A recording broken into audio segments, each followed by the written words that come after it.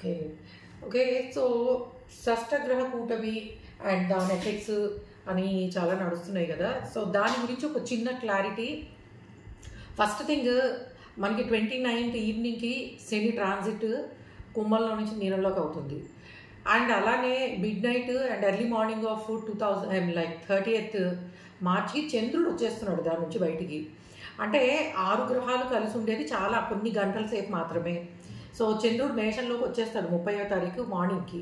So, కాబట్టి దీని effect అంటే 5 గ్రహాలే కలిసి ఉంటాయి. అందులో కూడా మీకు రాహు వక్రం అండ్ శుక్రుడు వక్రం అండ్ బుధుడు వక్రం. అదృష్టం ఏంటంటే ఈ కాంబినేషన్‌లో శని డైరెక్ట్‌గా ఉండడం. సో, ఇంకొకటి మనకి మే నెలలో రాహు ట్రాన్సిట్ అయిపోతాడు అండ్ మీనం నుంచి కుంభానికి రవి ట్రాన్సిట్ అయిపోతాడు 15th 16th మేషానికి. కాబట్టి ముఖ్యంగా శని వక్రంలో ఉండి ఇలాంటి కాంబినేషన్స్ ఏర్పడితే అప్పుడు కొంచెం డేంజరస్. కానీ శని డైరెక్ట్గా ఉన్నప్పుడు ఇటువంటి కాంబినేషన్స్ వలన పెద్దగా నెగిటివ్ ఉండదు. అయితే మనకి ఈ సంవత్సరంలో శని వక్రంలో ఉండే టైంలోనే రాహువు కుంభంలో శనిలోనే ఉంటాడు. 2 శనులు కలిసి వర్క్ చేస్తున్నట్టు ఉంటుంది అట్లాంటి కాంబినేషన్స్. కాబట్టి మీకు ఇయర్ ఎండింగ్ దగ్గర నుంచి కొంచెము ఇష్యూస్ లైక్ జూలై నుంచి కొంచెం ప్రాబ్లమ్స్ ఉంటాయి. ఎట్లాగా ఫైనాన్షియల్గాను, ఇండస్ట్రీ పరంగాను అండ్ కొన్నిసార్లు కొన్ని చిన్న చిన్న ప్రమాదాలు. అయితే గోచారంలో జరిగే విశేషాలు ఓవరాల్ కంట్రీస్కి, ఎకానమీస్కి సంబంధించినవి.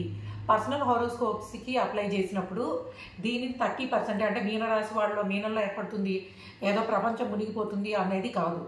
ఎందుకంటే మీరు ఏ రాశి అయినా ఇప్పుడు ఏలినాటి శని జరుగుతున్న 3 రాశులు అవ్వచ్చు, లైక్ కుంభము, మీనము, మేషము, సింహం కానీ అష్టమ శని, ధనస్సు, అర్ధాష్టమ శని. వీళ్ళు ఏంటంటే వీళ్ళకి స్పెషల్గా వచ్చే నెగిటివ్ ఏం లేదు.